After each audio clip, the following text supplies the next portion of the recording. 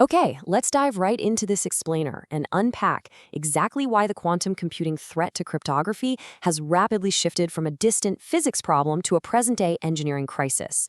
If you are a CISO, a security architect, or you're leading an infrastructure team, the landscape has fundamentally shifted beneath your feet over the last few months.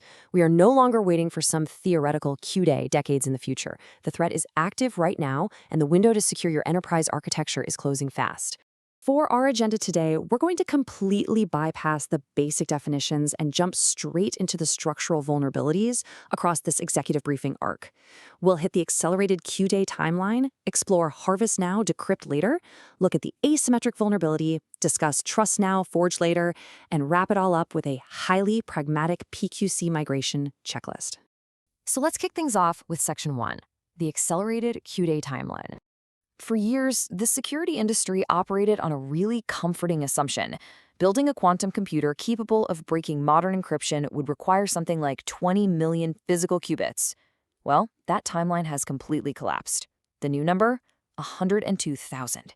That is the drastically reduced number of physical qubits now estimated to break RSA 2048. Why this massive drop?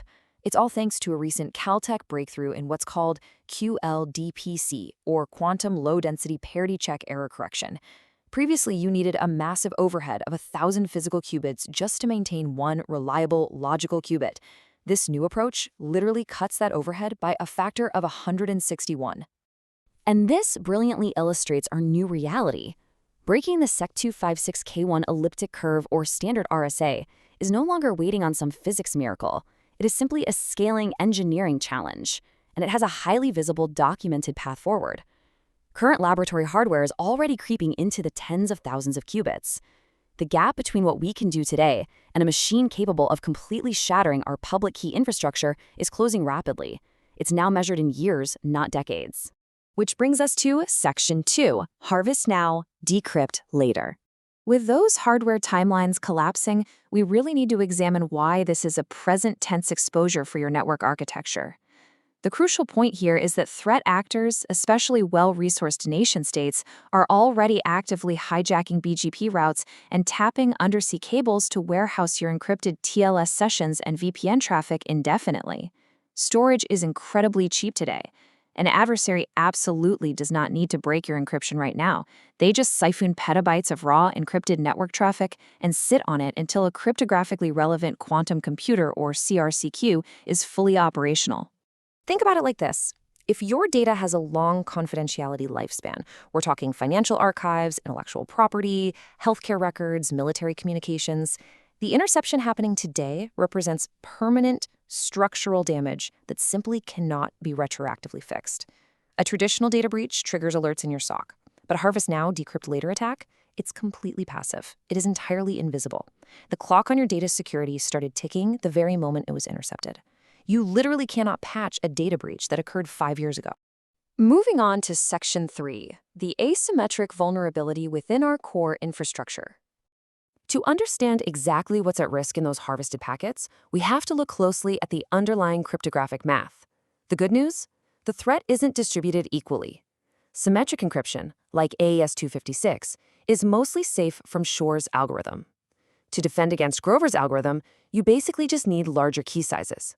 But asymmetric encryption, like RSA and elliptic curve cryptography, or ECC, is structurally broken. Asymmetric math relies on problems like prime factorization, which a quantum computer running Shor's algorithm solves in polynomial time. To put that into perspective, a computation that takes a classical computer billions of years takes a quantum computer a few minutes or hours. It's game over for that math. Now let's look at Section 4, trust now, forge later, and why your identity systems are at risk. This total asymmetric failure doesn't just impact data confidentiality. It completely obliterates authorization in identity systems. If an adversary can use a CRQC to derive a private key from a known public key, they don't just read your data. They literally become you. They can forge digital signatures, impersonate your software update servers, sign malicious firmware, bypass JWT authentication in your APIs, and completely compromise blockchains and PKI trust hierarchies. Public keys are, by definition, public, right? So the attacker already has half the puzzle, and the quantum computer just hands them the missing piece. Because of this massive structural risk, we are absolutely not waiting for theoretical dates anymore. The macroeconomic and regulatory deadlines are already set in stone. By 2027, the NSA's CNSA 2.0 standard bans the acquisition of non-PQC systems for national security. Google has publicly committed to migrating its infrastructure by 2029. By 2030, quantum-resistant signatures will be strictly required in firmware. So your organization will be forced to migrate very soon, whether by regulatory mandate, vendor requirements, or just sheer survival. Okay, let's transition into Section 5, the PQC migration checklist. We're moving from the threat landscape to the concrete engineering solutions required for your enterprise migration. These are the 4 non-negotiable steps for your engineering teams.